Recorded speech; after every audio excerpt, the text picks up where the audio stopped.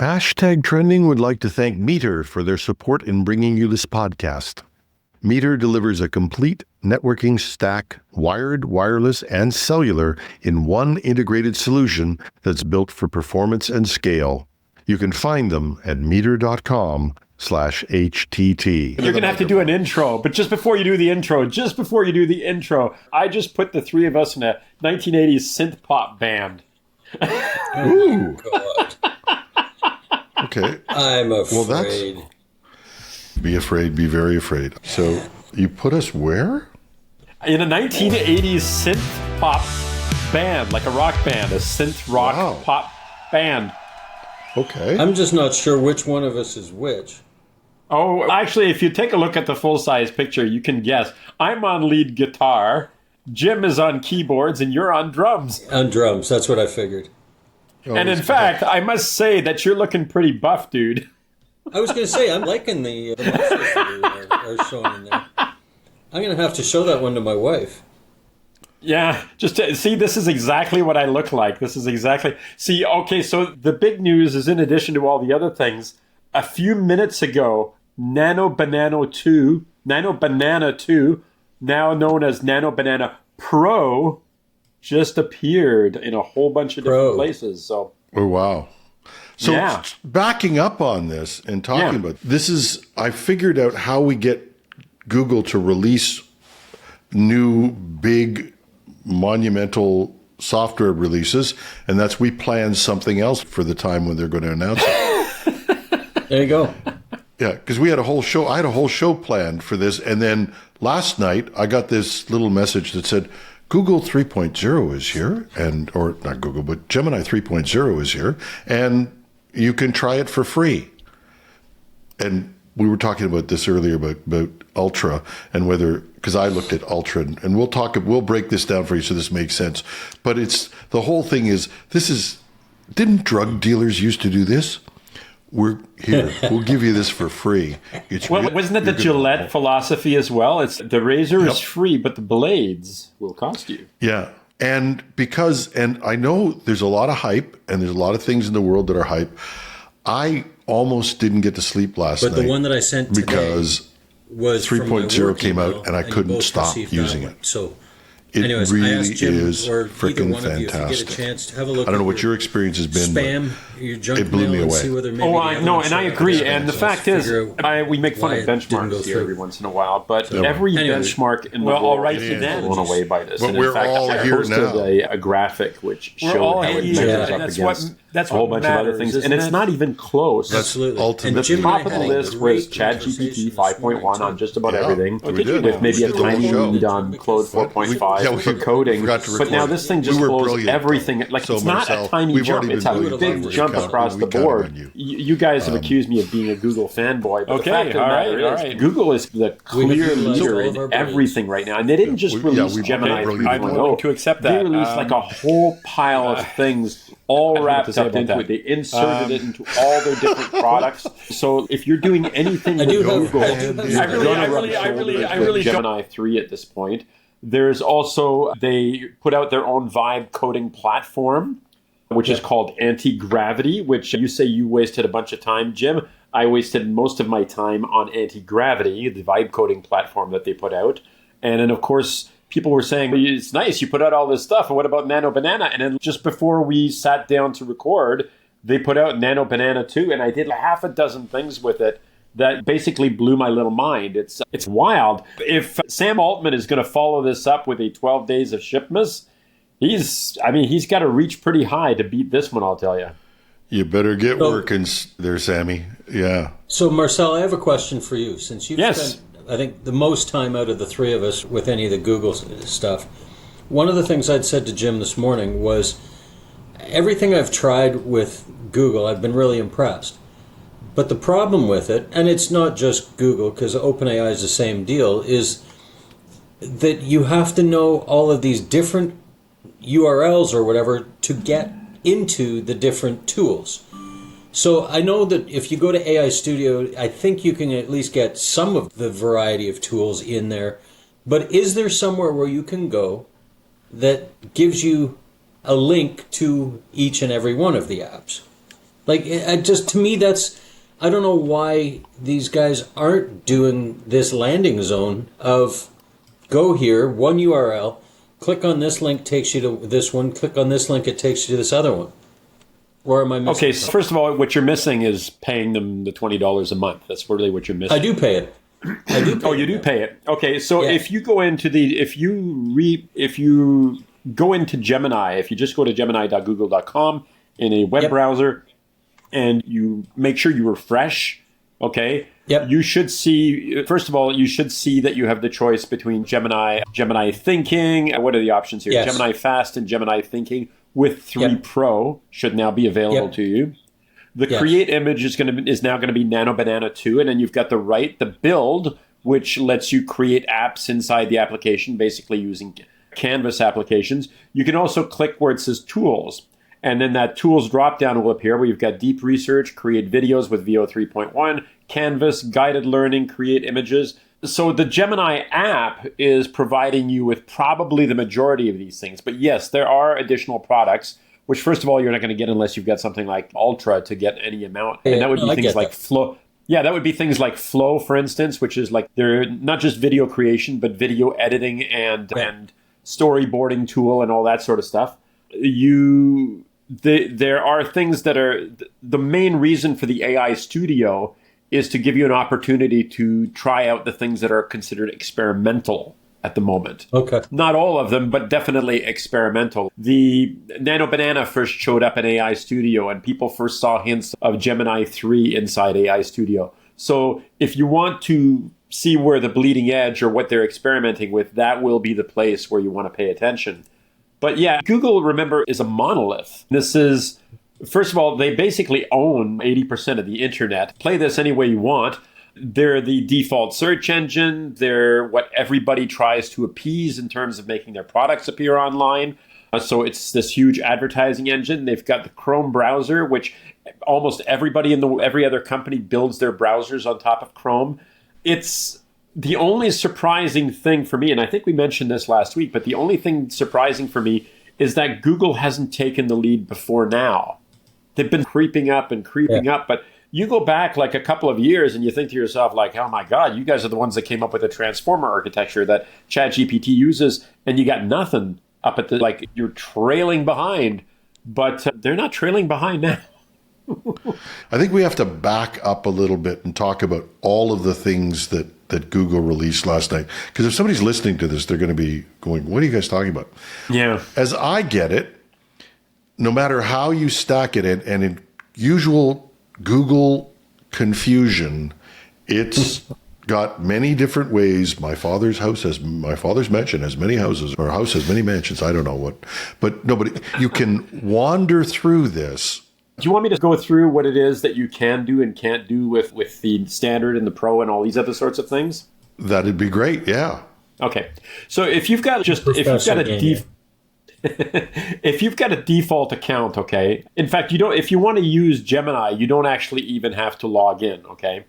If you want to use the latest models, namely Thinking with Pro and so forth, you're going to need an account. Now, you don't have to have a paid for account, but you have to log in. Okay, so you're going to have to log in with a Google account, and it does not have to be a paid one. So that's the first thing. And you can do this actually with the Android app as well, where you hold up your phone and you touch the conversational mode. All of that stuff is available free, and you will have access to that. Gemini 3 understands the world in a way that it didn't used to before. Like you can actually show it videos of things or let it go look through, and it will analyze the things that you're doing. You could show it. You could upload a video of yourself playing a game, and you can say, "How can I improve my game?" Because it understands the physics of the world in a way that it didn't used to before. But if you go to the $20 thing, the first thing that happens is you're going to have access to the Pro models, Nano Banana 2, and so on. But you're going to have, even though you have access to those in AI Studio, you're going to have higher limits. In other words, there are only so many images that you can generate in a day, or there are only so many research things that you can do with a free account. As soon as you pay that $20 a month, all of a sudden you get to access a whole lot more of these things. Now, the thing about AI Studio is often they just make the stuff available for free. So you don't actually have to have a pro account to be able to do things in AI Studio. But this is the part where it doesn't necessarily remember all the things that you've done. Models come and go from there, so that could be an issue as well. But it is a great place to play. If you go to the Ultra, then you get into much higher levels of things. You go into 3 Pro reasoning, which lets you do, this is the sort of stuff where if you're an actual coder or somebody doing research for a scientific organization or something like that, you're going to want to be able to access tools at that level. But for most of us, Pro is like perfectly fine. And it's going to cover almost all of the use cases that we want to do on a day-to-day basis. To create a program, to write a program, Jim, Canvas or build an AI studio, but it's Canvas in the Gemini app, will open up a panel on the right-hand side, and then you can give it instructions about what kind of an application you want to build, and it will do that. And by the way, you don't even have to type, right? There's that little microphone icon at the bottom that means you can just say what it is that you want to have happen. So you can actually do hands-off and completely hands-off application development on this thing. And I'm going to let you interrupt here, but I will want to go deeper into application development because I do want to talk about anti-gravity as well, but go for it. Yeah, I want to talk about that as well. For those who remember the last show that we did, I did this vibe coding thing and I said I spent like an afternoon or really good amount of time trying to figure out how to do this in Firebase. I managed to build an application. I couldn't make it run. And then I went back and I said, I'm going to code it from scratch and within a language I didn't know. But within 5 or 6 hours, I had something functioning, ready to promote to Firebase and actually start to run it. It had some issues and things like that I needed to fix. So I went on last night and I just wanted to do enough to open this up because we were preparing. And as I said, the launch for me, anyway, I'm not sure what everybody else, but I got the access to this last night. I went in to this thing, I clicked on build, and I basically, just from memory, at, I don't know, 8 o'clock or 8:30 or something like that, having a glass of wine, I said, I run a technology podcast. I need to generate an application that will help let people submit potential guests. This is actually a big problem for me, keeping track of people who want to be on the podcast. I need to know their basic info, their experience, and what they can bring to the program. I have some very basic ideas that I want to do on that. I gave it the name of the podcasts, and I said they can be found on Apple, Spotify, YouTube, and more. And I said, how do I use Gemini to create an application so I can allow people to apply, get their basic information, manage my communication, and keep a record of how well they did? And by the way, it'd be really nice if I could use this to communicate with them. Haha. And then it went away. But it took a while, 25 seconds maybe. It might have been half a minute. And it came back and gave me this application. So if you're watching on YouTube, you can see this. If you're not, if you're listening to it, it has a very good-looking screen. It has 2 functions where the guest application, producer login, the design is quite elegant. And then I went and looked at it and said, device, it's also got a mobile device built for it. And it has a tablet version. And I went, okay, that's good. It's going to be another one of those things where I get an application that sort of works. No, man, this is a fully functioning application. It has, on its own, gone out and figured out what fields I might need. It put it together. And John and I have experimented with this. You could actually send a link to somebody. They could externally do something on this. And then if I want to get in and take a look at the back end of it as a producer, it has a login for me.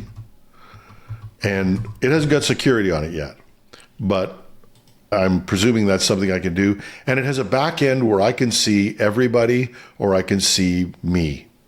I can see the samples that I did. I can see them one by one, and the data's all there. That's a full functioning application in less than 10 minutes. Yeah. Freaking amazing. To add to that too, when I was in the Gemini chat, in Gemini 3, I did the thinking with 3 Pro, I asked it, can you build an expense calculation chart to help me figure out all of my expenses that I need to cover when I retire? And all I was expecting to get out of that was a list of here's expenses and so forth. I sent it to you, and Jim, I sent it to you earlier this morning. But it actually created, and this is one of the things I was impressed with Gemini versus ChatGPT. If you do this in ChatGPT, it's essentially text-based response that you'll get back. What I actually got back from Gemini last night was an actual application with drop-downs and fields to fill in information in, and it would automatically do calculations. It was quite impressive. It's a very simple application, but it built it all. And the same thing, it came back as it was building it. You could watch it go through the build. It came back saying that it found an error and did I want them to fix it? And you say yes, it goes and fixes it. And boom, Bob's your uncle, you've got an application. Okay, so so this seems as good a place as any to go the next step and talk about anti-gravity. So you might remember there are some obviously big vibe coding platforms out there. Cursor is the big one for serious coders. And then there's Windsurf, and then there's Bolt and Replit and Lovable and several other ones. And we talked about them. Was it the last show that we talked about vibe coding stuff? Okay. Anyway, so what you may or may not remember is that a few months ago, Google went and bought most of the talent and the intellectual property, so to speak, from Windsurf. Do you remember this? Like I remember hearing about it.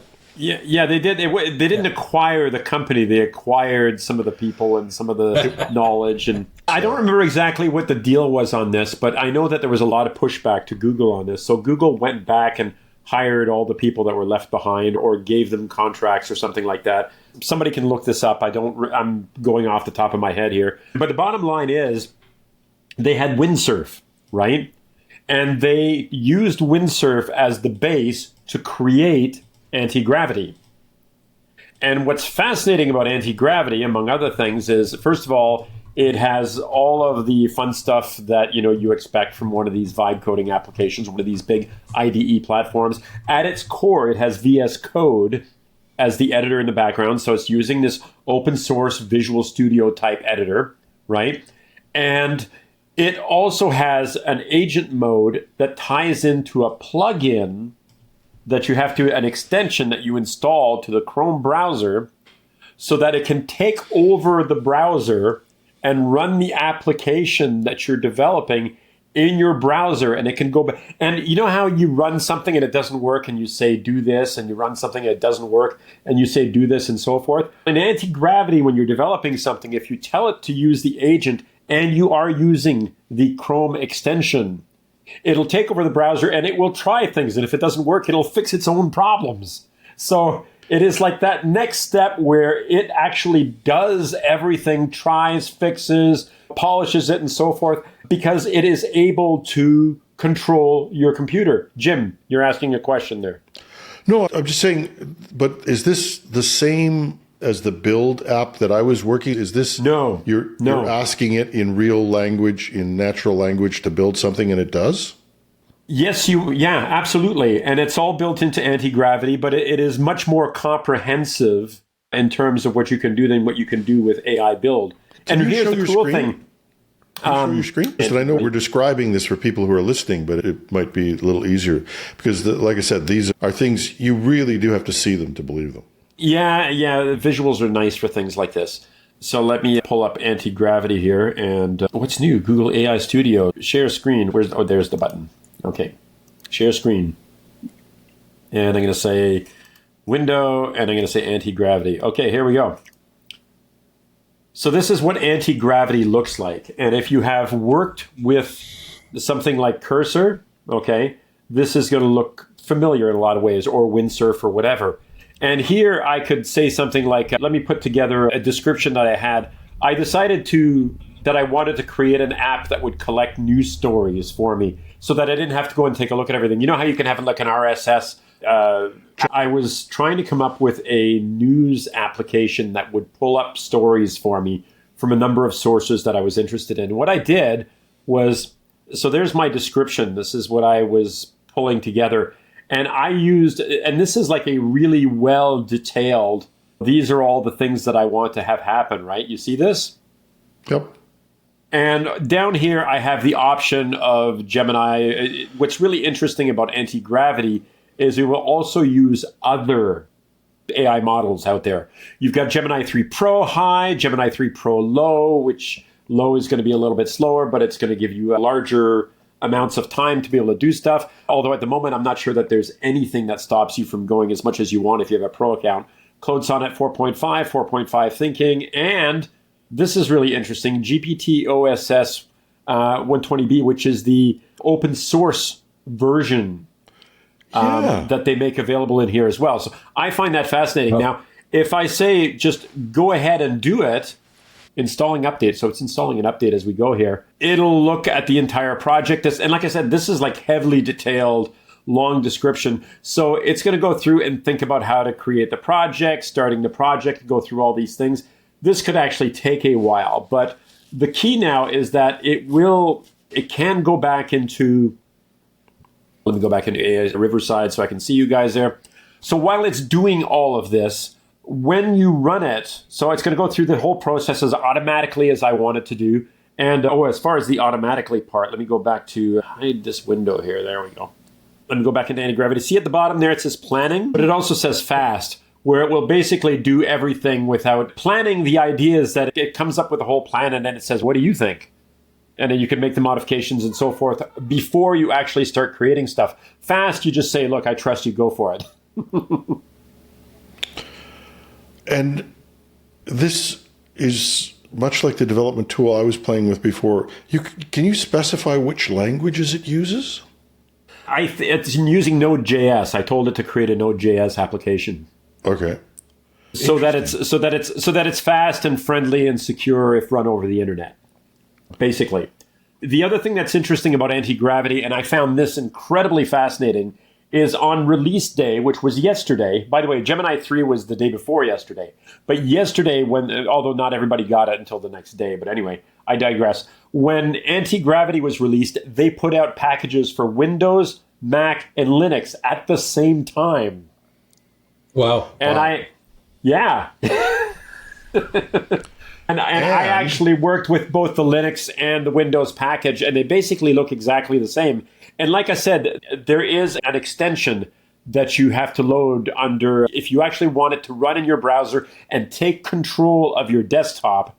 Then you're going to, when you're asked about it, I shouldn't have given it such an extensive prompt. But anyway, when it asks, it will open up your browser and run the thing graphically, full graphical in your browser. It'll take control. It'll fix errors. It'll run through all of the steps as though it were an actual user using your desktop. It's really fascinating and fun to play with. But it's scary powerful. It's really great.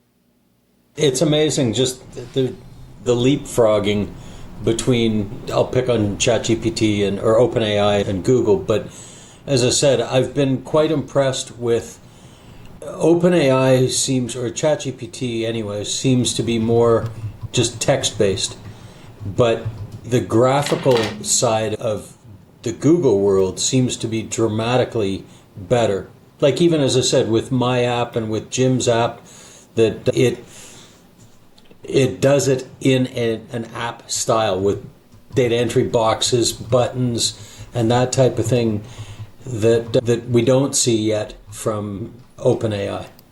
And you don't have to get into a building app to do it. Like I said, with the example I did, it was a single prompt within Gemini 3 Pro. So now I have to talk about the regular Gemini, the chat bot type of app that's there. It's astonishing in terms of the way it interacts with you, the way it proposes things to you, the questions it asks. I think, and the best way I could share this with you guys, and again, you can't see it if you're listening, but I'll try and describe what we've got here. You're also in AI Studio under Play. Yeah, you're in AI Studio there. Yeah. Is that different? That's different than the chat, right? In AI Studio, you can tweak how the responses happen. It's not like the default responses from using. I would recommend for most people, and I'll throw this out right now, if you want to play with this, and if you want to feel what it's like in the real world, use the Gemini app. Don't use AI Studio. AI Studio is great for experimenting. It's great for trying things that are bleeding edge, but it's probably not where you want to work on a day-to-day basis, okay? Because you're going to run into these things. Oh, I was doing this or I was doing that, but then you threw a toggle up there which puts you in a different mode than you thought you were in. So this is not where I would work. This is not where I would do my work. AI Showdown. Is that you? Did you do that? Yeah, no, I did this picture, AI Showdown. I'll actually use that, I think. And that was the other thing I was just totally amazed with. But I'm going to go back to this. Compare Gemini 3.0 versus ChatGPT 5.1. And I'm going to click run and see what it comes up with. And you can see my screen now. This is a lot friendlier looking screen, but I started out in there. So please compare Gemini 3.0 to ChatGPT 5.1. I'm hoping I could replicate this because it was absolutely amazing at how, in AI Studio, you don't have the chipperness. That's a fantastic and timely question. You're so brilliant. But then, and this is what John was talking about, that's a fantastic and timely question as both models have just been released. You are obviously so up on things, Jim. But I love, if you did this in ChatGPT, you would get a pure text. This gives me a table with more capabilities and benchmarks. Okay. And it's really quite honest about it too. It doesn't only say that the Gemini 3.0 is the best. It obviously gives itself a pretty good score. Yeah, personalization. ChatGPT 5.1 offers far greater conversational customization. It's really an honest appraisal of the software, at least as best I could see from what's there. But it was also the way it presented the information. And I went through the same thing with everything I was doing. I was creating articles, I was editing things, and it would come back to me with things that I would have to put into and spend a lot of time prompting ChatGPT 5.1 to do.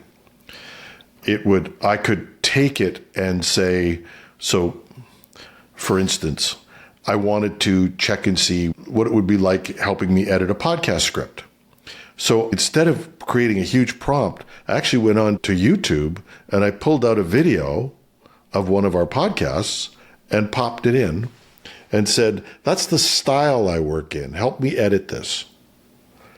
It was phenomenal. It started asking questions. It was like having a writing partner.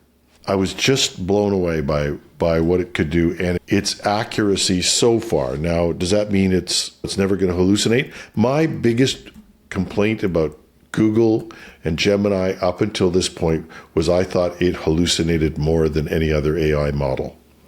And I'll be testing this out, but I couldn't break it last night. I couldn't find any place where it would create something out of whole cloth. But also the presentation of this, from applications to pictures, and the picture thing, in order to do the podcast, I actually have to produce a picture. And you need a YouTube thumbnail. And I spend more of my time on a daily newscast trying to get the picture right than I do sometimes editing the whole thing for sound, because I've got such great AI editing tools. Last night, I popped a picture of me into there, said, give me a thumbnail that would be perfect for YouTube. Bang. Away it came. And it was done. It was just astonishing. One of the things that I found when I was playing with Gemini 3 last night is I've played with ChatGPT and other tools when they've come out, and you go, yeah, that's cool.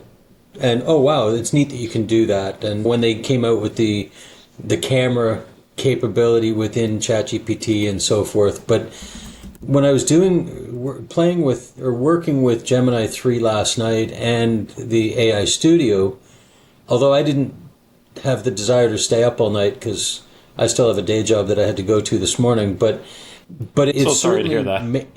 I know, it's the cross that we bear, but it certainly made me want to play with it more. And I can tell you, tonight when I go home, after what I learned last night, what we've talked about today, I'll be sitting in front of the TV tonight with my laptop playing with Gemini and AI Studio to see what Nano Banana 2 comes out with and some of the other things that I can do. Because, I was quite impressed with it. It's almost turning me into a Googleite. Be careful. Okay, Jim, I'm going to take over the desktop for a second here, okay? Absolutely, yep. Okay, so this is another place where if you want to learn about something on whatever topic, and just for fun here, what I said, tell me about the world of Germany during the time of Martin Luther when he was teaching at Wittenberg. Talk about pulling something out of the air, okay? And I said, and help me learn about this with visuals. So let me share my desktop here just so that you can see what it came up with for me. I'm going to say screen, and I'm going to say Google Gemini. There we go. And so let me there we go. So now all of a sudden it gives me an article, but it also shows me pictures from the time, documents, and what it was all about, and things that I can relate to more than just a mountain of text being shown on the screen. And it's doing this on the fly as it goes along. So I said, just for fun, turn all of this into an infographic. And by the way, I did all this while you were talking a couple of minutes ago. So I'm typing this in the background. This is how fast all this is happening. And I get this infographic, the visual battle of the Reformation, Luther's media war. Number 1, the startup town, Wittenberg. And it goes on. And the text is fantastic. If you take a look here, you'll see that all of even the small lowercase text is perfect. Yeah. The man himself, Martin Luther, German Hercules, brawler, not a saint. And it's really good. And this graphic was generated for me to wrap up this conversation that I asked it to tell me, this little learning thing about Luther in mid-16th century Germany. And it, by the way, and I just picked this out of the air. I wasn't looking for anything specific, or I'm not trying to push a particular agenda, but this is where the whole printing press thing started, the rather violent period. Remember last week I mentioned the idea that we think about the Renaissance as, oh, everything was great, all these wonderful things happened and so on. No, when the printing press came out, do you remember The Hitchhiker's Guide to the Galaxy? Either of you guys? You must have read that, right? Long time ago. Okay, there's a line in there about the babblefish, which is this little yellow fish that you stick in your ear that translates any language into any other language. Okay, so the joke is that by the babblefish, by effectively removing all barriers to communication, is responsible for more death and destruction and war than anything else in history of the universe or of the Milky Way galaxy. Funny stuff, but in a way that's actually what happened during the Renaissance and the printing press and so forth. The fact that you could get information out to the general public and everybody was able to, this was the social media of the day, right? By doing that, all of a sudden, certain groups could be on the same page. You could send out your pamphlets to different people to push a different ideology or a different message. And that caused more war, death, and destruction than anything else that happened before this. But here's the thing. You notice that Gemini called in its own tool. And in fact, when I go back here, it said, see this? Show thinking with Nano Banana Pro, visualizing Reformation key points, outlining the infographic structure. You can see that Nano Banana 2, or Nano Banana Pro as it is not just an image generation tool or an image manipulation tool, but it is also capable of thinking through what it's about to create, which makes it very different from earlier image generators, whether it's with ChatGPT or the original Nano Banana. That's it? I just shut down the conversation just like that? No, sorry. There's so much to take in. One of the biggest complaints I've had about AI is that it'll do what I call the 80 or 90% in a lot of things. You can get up to 80 or 90%, and then that last 10%, which is, it sounds like IT, right? You can build 80% or 90% of the application, but you don't get that last bit that really makes it work. And we've had this chat about this before. Spending a lot of time arguing with a graphics application about how things get made and what they look like. That infographic it produced was perfect. Its text is perfect. It looks good. You could print that as it is. And we talk about infographics, but what about if anybody's ever tried to make a brochure using even Canva and some of the AI stuff, it's just, some days you think, just go back to Adobe and do it yourself. It'll be faster.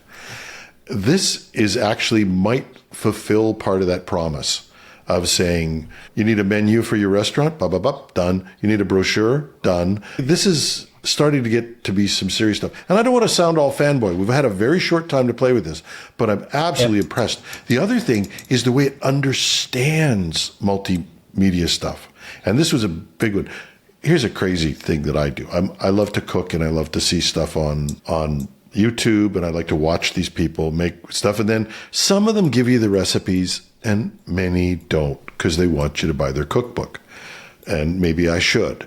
But I take the thing, and I actually have an app that breaks down YouTube videos, not only because I'm watching cooking shows, but because I want to take notes and I want to keep track of what people say. And I watch a lot of, like you guys do, I'm sure, I watch a lot of stuff on AI. It's pretty complex, and I want to get the text of it and make notes. So I'll do all that stuff. So last night I grabbed this YouTube video, and I talked about this earlier. I pop it into Gemini, and it not only spits out the whole script for me, or the whole text of this, but then I said, would you mind turning this into a recipe for me? And it did. And I made it for dinner last night. It was just incredible. It organized all of the stuff into a recipe, so straight from a video. But the important thing is I took a video, something that's inaccessible to a lot of people in terms of breaking it down, and it did all that for me. Anyway, sorry. Go ahead, please. No, I was just going to recap what you took a YouTube video clip, posted or pasted it into Gemini, and ultimately got a recipe out of that. Yeah. It'll do a whole analysis of no more looking to see because sometimes videos have the script, the SRT file that gives you. Oh, the closed captioning file. Yeah. So you can sometimes you peel that out. And if a video has them, then that's great. If a YouTube video has them, you can read those. But many times, like I said, there's lots of things where you watch something and you just want to take some notes or take some pieces out of it. Yeah. And so I just put the video into the chat window, let it run, and it analyzed the whole thing surprisingly quickly. Now, one of the things that, because this is Google, apparently, and I heard somebody saying this, and I'm just about to try it just to see, but apparently you can pull up a video and it will actually analyze the entire video frame by frame. You remember how what it would do is it would give you like a generic, this is what was talked about at this various point and so on. Apparently now it can actually watch the video frame by frame, and it knows that because, of course, the video is sitting over at Google. So what you can do is you can say, at 17 minutes and 2 seconds into the video, tell me what was on the screen and what was happening, and it will actually pull that up. So somebody was talking about this, and I'm just going to try it right now and see how well this works. Oh, this is cool. Oh, sorry. Do share. Okay, I'm going to share this one as well. Okay, so before I do the video test, I said, create a one-page graphical menu using as the basis the Weekend Project Synapse show, part of the hashtag Trending podcast series with options for Marcel, Jim, and John.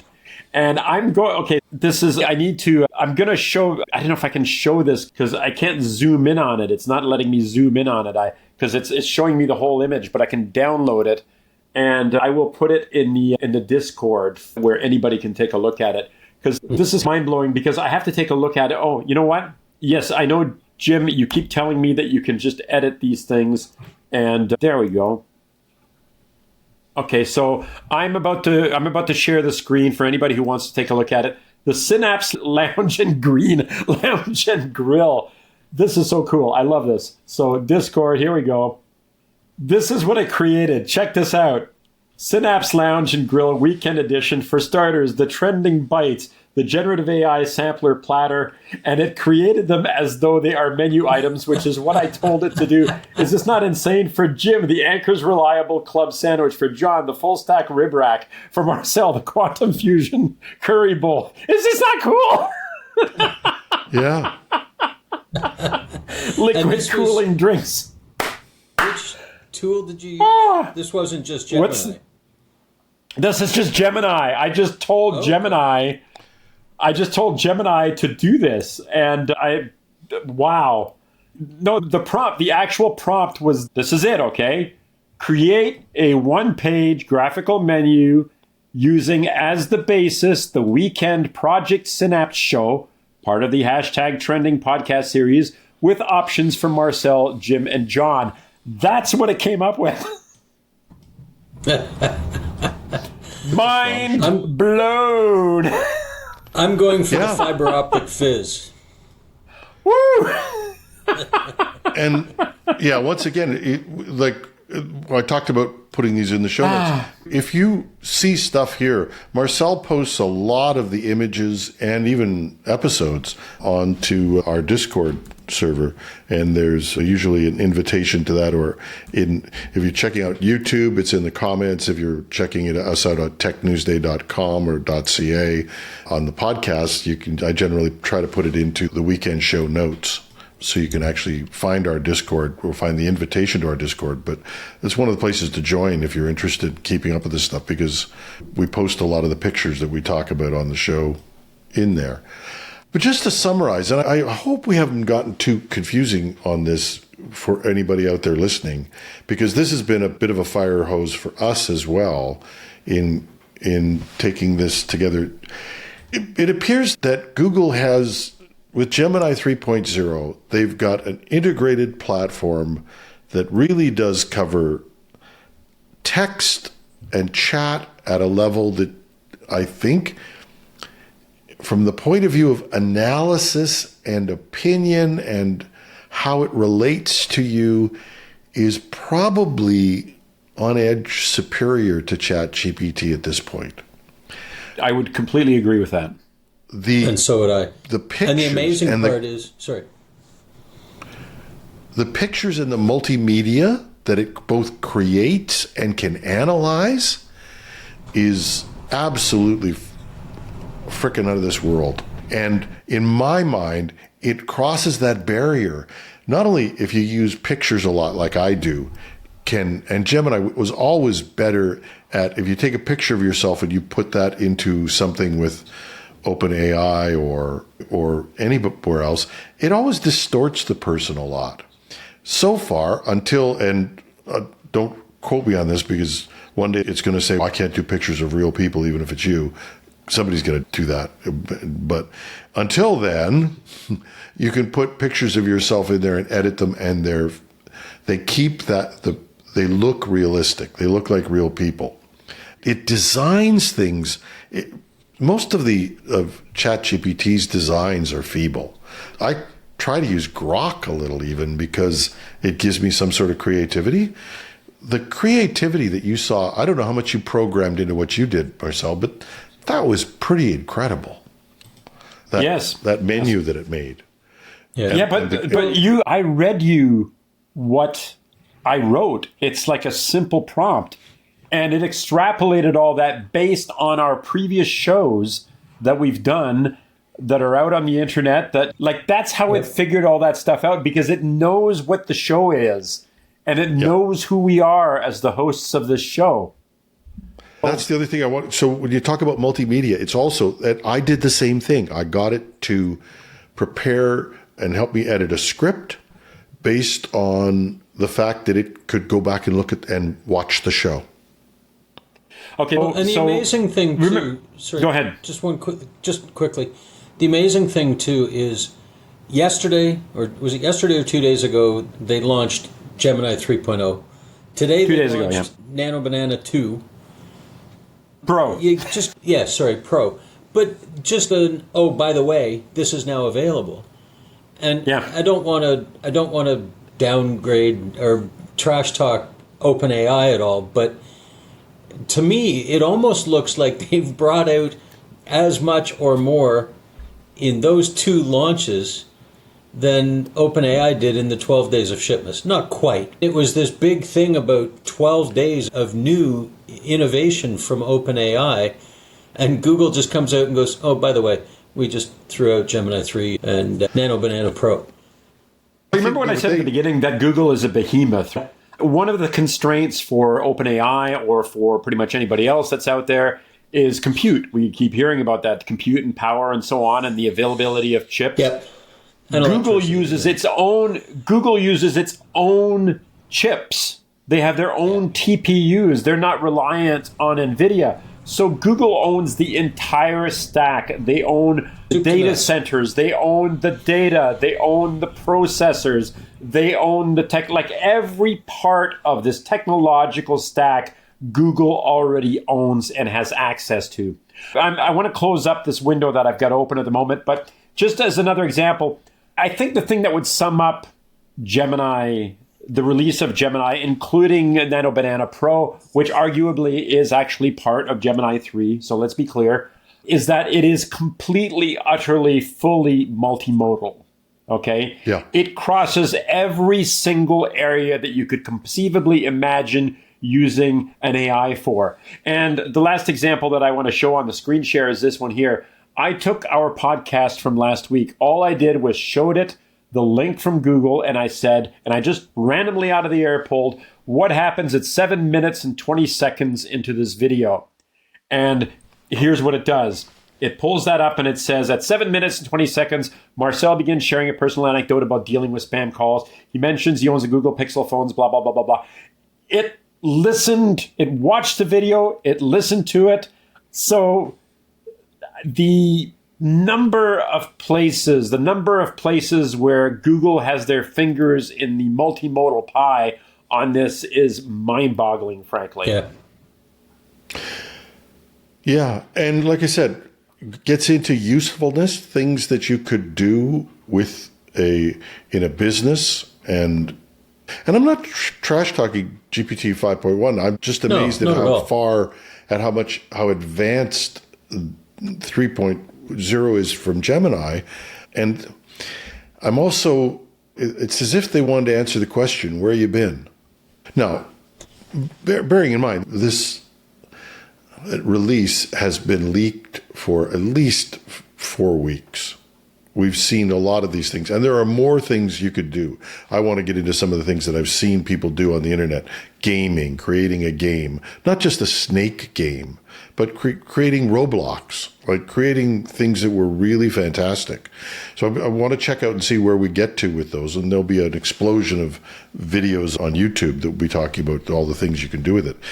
But I saw some last night where somebody created Galaga, that old shooting game. They created Galaga with a single prompt, which I thought was quite cool. I think we all like to talk about this, and it's one of those things that's really cool. People use the idea of a 0 shot, a 1 shot, a 2 shot, blah, blah, blah. Technically speaking, 0 shot would be like the first time, because it's 0, 1, 2, 3. We started 0. Sorry. Yeah. Sorry for getting geeky here. But 1 shot for most people basically means I typed a prompt and I got a working application based off of that prompt. And yes, that's exceedingly cool. But the fact that you can continue working through what it is that you want, even if it takes you like a half a dozen times to do something, you can look at that and go, oh my God, it took me like a whole 20 minutes to create this application. I had to direct it 3 whole times to actually get something that I wanted, compared to I've been working on this for the last month and a half, coding by hand, and finally I think I've got a prototype that's going to qualify as a minimum viable product. Or, in my case, I'm not going to do it. I'll just never get to it. Yeah, but to me, I'm not gonna sit down. I've been thinking about this for ages, and I was also almost going to go out and hire a contractor to do it. I have no desire to sit and program this little app that I know I need. And that to me gets down to the thing of where these tools get useful. Like I said, getting video and things that you can actually use, you can picture using them in a business. Analysis that you can picture doing. Don't forget that this is also the company that gave us what I think are very annoying podcasts. Please, I beg you, stop putting Notebook LM podcasts on YouTube. Or YouTube, if you can hear me, please put a switch in there that says, I don't have to get Notebook LM podcasts. If you do a Notebook LM podcast, make it like when you used to photocopy your bum. Send it to your friends and leave me out of it. But did you used to photocopy your bum? Is that what you're telling us? Never, only once. But never just mind. Go back. But let me finish this. But the... Yeah. I think you're finished already, Jim. But, I don't know. But I meant photocopier jokes. I should have. Oh, okay. Like, don't people send you those they used to send you the photocopier jokes. Now they send you memes. Now they're going to send you, they put these podcasts up there. And TikTok, I did a story on this. Actually, TikTok has a new place where you can say, send me less AI generated content. And I'm happy with that. Yeah. But Notebook LM, to study something and actually come back to you and give you a summary, absolutely first rate. And if you're doing things like painting something or doing the dishes or even out for a walk, being able to have that type of vocal analysis is really great. I just can't say enough about what, and I don't rave about this stuff. I usually am much more reticent. Laid back. But this is not, I wouldn't say laid back. I think I'm insane, but I think reticent about what I would say.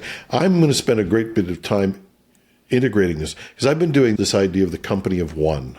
I have this idea that you should be able to build a company that is run by one person with AI. And I've been tossing that around for weeks and weeks. And I think it's possible with Gemini 3.0. It is, or much more possible. Let's leave it at that. The one thing I wanted to jump onto a minute ago, Marcel, when you were talking about people with one-shotting output, I actually think that it's more impressive at the fact that the tool can let you 2, 3, 4, 5-shot it without losing it. And what I mean by that is one of the things that I used to find, and I'll pick on ChatGPT, but more so because I use it more frequently, is that I used to find that if I wrote something in chat or had ChatGPT write something for me, and then I'd go back and I'd say, okay, but can you change this? Or can you do it in this sense? The more times you asked it to make changes, the further away from the original ask it was. Yeah. So to me, having a tool, whether it's ChatGPT or whether it's Gemini or Claude or whatever, that has the ability for you to make 4, 5, 6, 7 edits to this while still maintaining the original thought pattern, I guess I'd call it. To me, that's a much bigger deal than it being able Agreed. Yeah. It's huge. And by the way, ChatGPT will do that now. You can instruct it to let you to not change the draft and just I know we're tooting the wonders of Gemini and the things that were released in the last, but let's not throw ChatGPT completely under the bus here because we're talking no matter what, we're talking like amazing technology that we have at our fingertips here. And I thought about this last night. I was talking to my wife about some of and Nano Banana wasn't out yet, so I was talking about some of the things that I was able to do with Gemini 3. And I get all excited about these things, much more so than she does, let's be perfectly honest. But I'm getting all excited about this. And then I said, the biggest hurdle that I personally come up against when I'm trying to see how far I can take this is that my imagination is almost not good enough to create use cases to really push these things beyond the point where I can be excited so much more so than I was last week. Now, we've taken such a leap now that menu, the Project Synapse menu that it came up with, that blew my mind. It honestly did. So it's gone so far beyond that it's almost like at this point it's thinking for me. Because if I had to think about all the things I would have thrown in there, I'm not sure that I could have done, I'm pretty sure I couldn't have done as good a job as it did just creating this thing out of thin air based on everything that the three of us have done in the last year. Let's take a time machine for a second. We started this show, 15 months ago or so? Go back to when we first started this and compare it to where we're at today. We are light years ahead, regardless of whether it's Gemini, OpenAI, Claude. We've got Perplexity, which quite frankly I use all the time as well. That these are incredible tools that we didn't have available to us 2.5 years ago, 2 years ago, in some cases less than that. We've come leaps and bounds from where we used to be. And now we sit there going, that one's a piece of crap because it can't do this. They're all incredible tools. They are. I agree. Yeah. And it's just that continued leapfrog that today Gemini has come out with a bunch of stuff that isn't necessarily available in ChatGPT. Give it a week. ChatGPT will come out with stuff that's... You know what, John? I'm gonna stick my neck out on the line here and say that I think it's going to take a whole hell of a lot more than a week for anybody else to catch up to this. Yeah, This has been such a leap. This has been such a leap that I don't even know how long it's going to take or if it's even possible for anybody to catch up to this. Not the Chinese, not ChatGPT, not Claude. Has just big.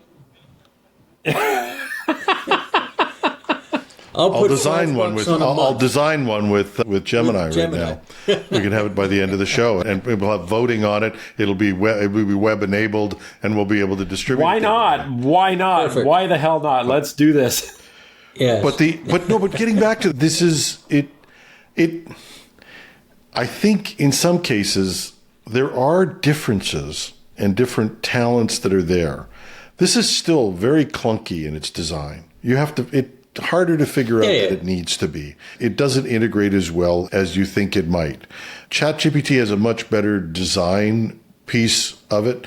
Claude is, because it does everything so much it's a simple interface. They all have their different nuances now.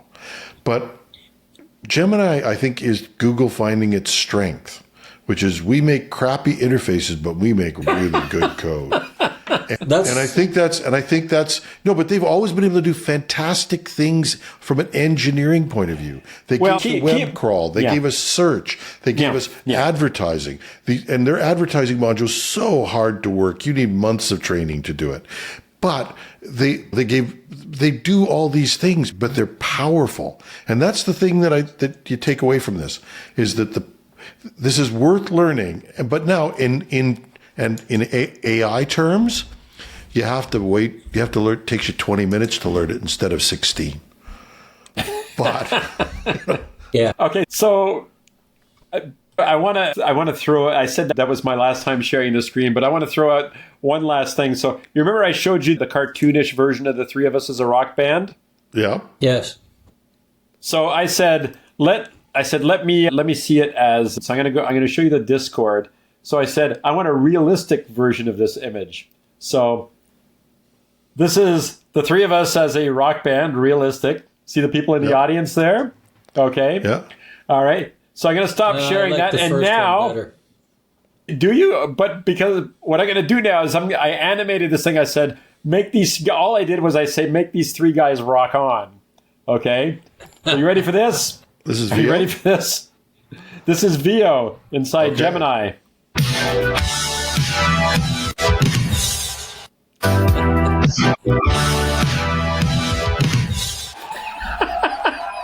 I like the animated one better because I was more buff in that one. You like the what? Sorry? I liked the first one you sent because I was more buff in that one.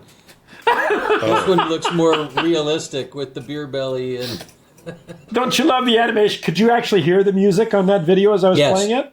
I could. It was breaking up a bit for me, but I'm hoping that it will make it to the recording. I think that, first of all, Google's whole Gemini team and so forth is Demis Hassabis and DeepMind and all Before those Before you sum up, like you just did this thing with this video, we can't walk away from VO.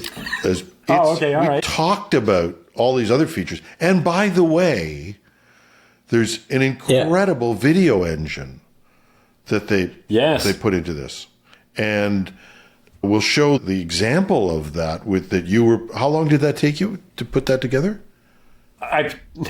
What I did was I took a screenshot of the three of us. This is the way that I did it. I took the screenshot. I said, put these three guys. I said, put the first guy on keyboards. That's you. I said, put the guy in the middle, Marcel, on lead guitar. And then I asked to have John put on drums. And that created the first image. And I said, I want it to be an 80s synth band, pop, lots of bright colors. And for some strange reason, it decided to make it an animated, like a comic book or something like this. And I said, no, I want to redo it as realistic. So that whole process to do the image, to capture it, took me a few seconds. To do the image, a few more seconds. So over the course of a minute and a half, I had those three images done. And then the video itself, I just pasted the last picture, the realistic looking one.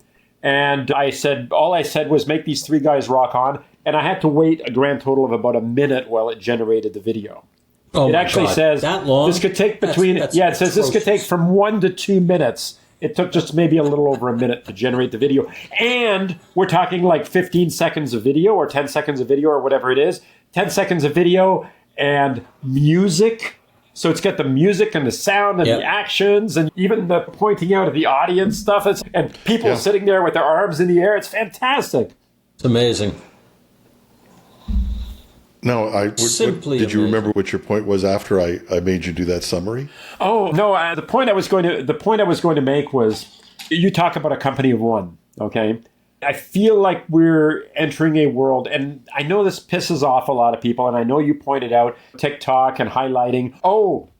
I'm sorry, I need to throw this in there. If you are willing to pay the ridiculous amounts of Ultra, the $150 a month or whatever it is to get Gemini Ultra, the images that you generate and the videos will not have a visible watermark. But, okay, I need to throw that in here as well. I'm sorry. I guess I'm not wrapping up quite as quickly as I thought I was. I'm going to turn a 15-minute show But there is but it's using, how Google has got what's it called, Synth ID or whatever it is to identify, for music and so on. They have that as an invisible watermark now. So what you can actually do is you can take an image that you found on the internet now. This gets cool. You can upload it to Gemini and say, is this an AI generated image? Oh, that's cool. And if it came out with one that has no visible watermark, and if it's something that respects the Synth ID, Gemini is actually able to pick it up out of the image and to say, yes, this was generated by, in this case, Nano Banana 2 or Pro. Sorry, I got to stop calling it 2 because they call it Pro. But we are getting to a place where, regardless of how you feel about this stuff, the creative tools, and we talk about coding, we talk about all these things, but the creative tools that let you bring a vision, whatever it happens to be, to life in some way that is accessible to everyone is basically here. And that creative studio, you're talking about a company of one, you can now have a creative studio of one. The person who comes up with the images, the ideas, the script, generates the video, uses a tool like Flow and creates it into an actual feature, a little feature film or something like that. It's not prompt to video exactly, but it is all the tools at your disposal, making it possible for you to do those things, even if you can't draw. And I didn't know because I was doing the editing, I was listening up and I was saying I didn't know if I stood up enough to my vision of this. Which is, and we've agreed to disagree. You love to create, and I'm just that you're much freer with the creation part of AI than many people are. I think you're probably more advanced in the area of, I use this to create, and I think that there's an engagement, and I think that's a good thing. I still will not touch it for art or music. Just won't. It's just not my thing. But but for using it for editing, for creating functioning pictures, for marketing material, for all of that sort of stuff, I think that's great.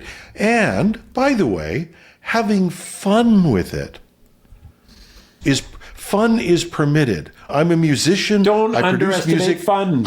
I don't want people creating AI versions of my music and popping them out in the world, or anybody else's for that matter. But if you want to make a little Christmas carol and have some fun with this stuff or do something, let's lighten up a little bit. Let people who can't draw, and people who can't play piano, have some fun with that. Let's let people's imagination take off. But I'm still, when we get to this point, and I think we're getting closer, I've been saying this for a while, chasing this ephemeral AGI, which is an interesting philosophical point. Love it. We'll do shows on it. But getting to the point where you can now do what we ended up getting into cloud not because people said everything has to be in the cloud. No, I'll back up. We ended up getting packaged software, not because everybody said it has to be packaged software, but because they said, tell me why it shouldn't be. And that was the big breakthrough. It wasn't that you had to buy a package. Tell me why we shouldn't use a package. And cloud went through the same integration.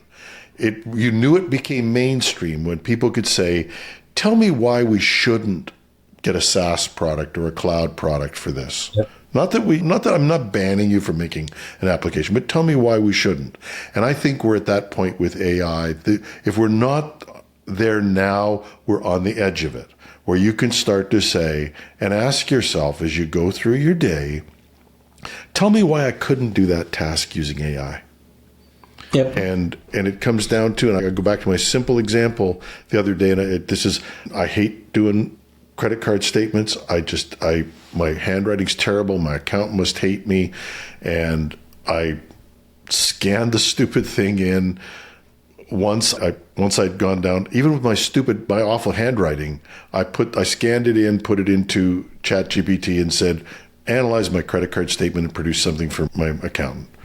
Boof, it does this. It also not only does that, but it gives me a spreadsheet. And he loves it now because he doesn't have to read my stupid handwriting or type it into our bookkeeping system. He can just take this and put it in the system. Yeah.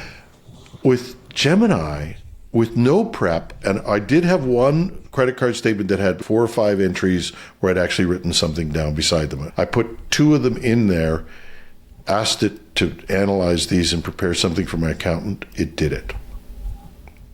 By the way, speaking of which, I got your retirement planner, John, and I'm afraid to use it. But no, so when you get a chance, Marcel, just try it. Because, like I said, that was a one-line prompt that it created. I was expecting a spreadsheet or a list of here's things that you need to look at. But in actual fact, it created an app for me. Yeah, so yours is impressive, I admit it. And there's some numbers in there, they're fairly realistic. But take Marcel's software and put it in there as one of the additional costs. Then we'll find out what it takes for Marcel to retire. Oh, yeah. His monthly software costs. Yeah. Okay, so before we go away, since we mentioned the 12 days of shipments and stuff like this, I realize it's not Christmas yet, but I have a holiday-themed image for the two of you. Are you okay with this? Are you ready for this? Absolutely, yeah. Sure. Are you ready for this? Yep. My God. Oh, at least I'm not Santa. So for the people who are listening, I said take the 3 guys. I said take the guy in the middle. That was me. I said make him Santa sitting on his throne, and make the other 2 guys elves standing at his side. Yeah, and you've no Marcel, idea. Send us that. Yeah, or put it on. That's going to be our Christmas card. Nice beard, though, Marcel. Nice. Oh, thank you very much. By the way, it's about time fun fact. Yeah, thanks. I can't grow a beard. I fully admit that. Just fun fact before we do our usual wrap up. But here's the thing: I have actually played Santa before, and I have a Santa suit, but I've lost the hat. But I have the Santa suit, the beard, the whole bit. But of course you do. Of course I do. And I've played Santa for kids. I've done it many years ago. I used to do it. So I did that once when I used to coach hockey.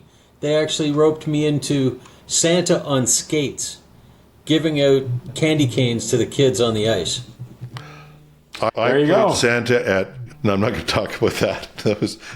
They were awful. They were awful. But I've had the white beard for quite a while, so I've gotten typecast as Santa on a couple of occasions. Any beard that you ever see me with in a picture is not really mine. Just saying. We'll I cannot grow a beard. Shall we? Yeah. All right. Yes, we shall. Live long and prosper. Live long and prosper. Live long and prosper. Okay, so that's the end of our show. Once again, we'd like to thank Meter for their support in bringing you this podcast. Meter delivers full-stack networking infrastructure, wired, wireless, and cellular to leading enterprises. And working with their partners, Meter designs, deploys, and manages everything required to get performant, reliable, and secure connectivity into a space. They design the hardware, the firmware, build the software, manage deployments, and run support. It's a single integrated solution that scales from branch offices, warehouses, and large campuses all the way to data centers. You can book a demo at meter.com/HTT. That's METER.com/HTT.